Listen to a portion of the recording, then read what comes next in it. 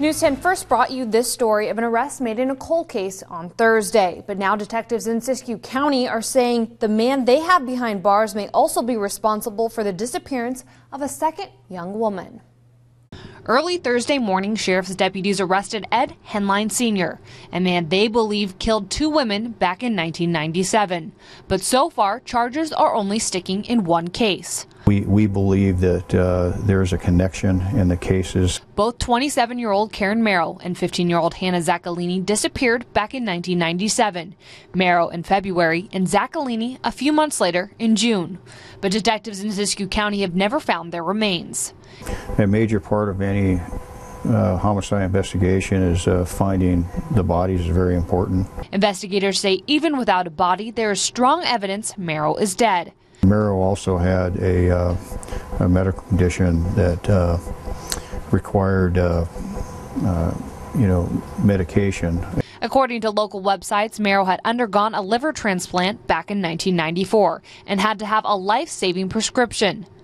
And our investigation revealed that she did not obtain the medication she needed to sustain her life. Detectives say that's because she was never missing, but dead, and they think Henline is the man responsible.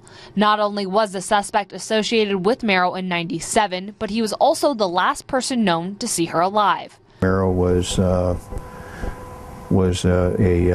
friend of Ed Henline Sr.'s son. Neighbors who have lived next to the Henlines say Mero was a girlfriend of the suspect's son. I mean, we knew who she went with, that she was Eddie's girlfriend, but Eddie Jr.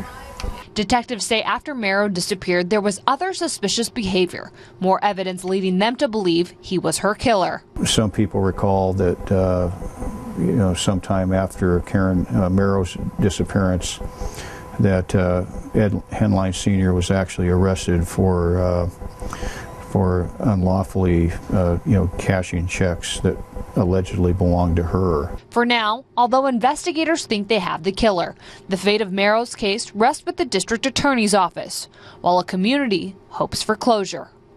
It's been hanging over this town for a very long time, and that's really sad. Sheriff Lope says from the beginning, detectives have always thought that the Mero case and the Zaccaglini deaths were connected. When they reopened the case more than a year ago, it was because they thought it was one they could solve.